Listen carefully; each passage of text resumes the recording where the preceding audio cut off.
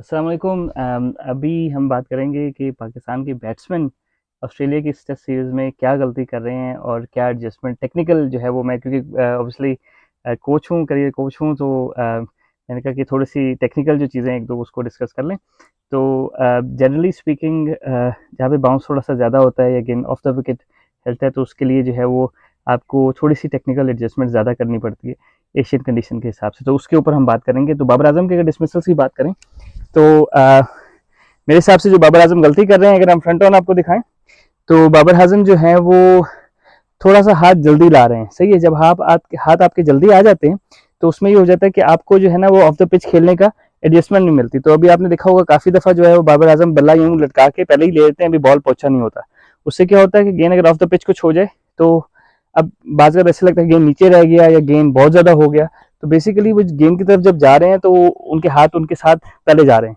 हालांकि होना ये चाहिए कि जब आप आगे जा रहे हो तो हाथ आपके पीछे हों। अगर मैं साइड ऑन आपको दिखाऊं तो जो बेसिक गलती बाबर आजम या हमारे बैट्समैन कर रहे हैं वो ये कर रहे हैं कि जब वो आगे जाते हैं तो उनके हाथ पहले ही यहाँ पे होते हैं when they are about to play the ball.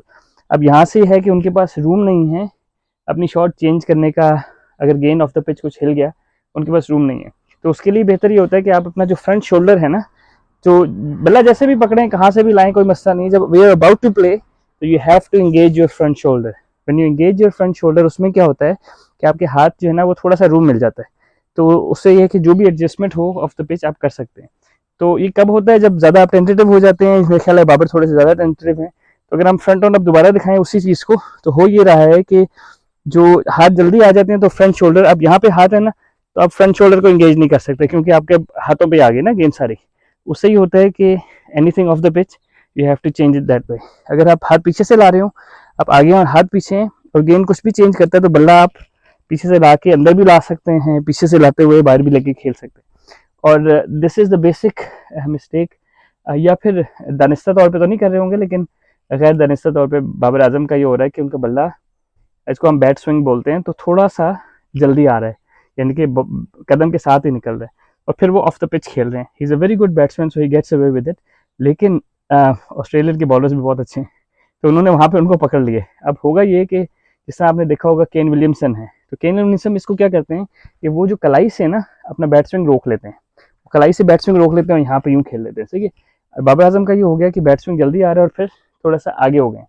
तो या तो वो उनकी तरह कलाई से खेल सकते हैं, बैट स्विंग जो है वो इसको बैट स्विंग बना लें, ठीक है, या फिर अपने शोल्डर को थोड़ा सा एंगेज करें जिसकी वजह से बल्ला आपका थोड़ा सा लेट आएगा। तो थोड़ा सा ज़्यादा टेंटेटिव है, उसकी वजह से सऊद शकील आउट हुए।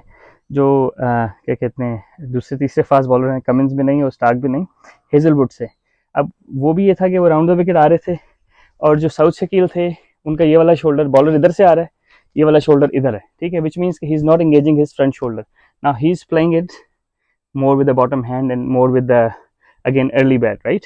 तो अर्ली हैंड्स में हो गया कि अब उनका शोल्डर इंगेज ही नहीं हो रहा। अगर ना, हालांकि बॉलर वहां से आ रहा है तो जब वो लोड कर रहे हैं तो शोल्डर बॉलर की तरफ जाएगा तो नेचुरली आपको टाइम मिलेगा एडजस्टमेंट करने का।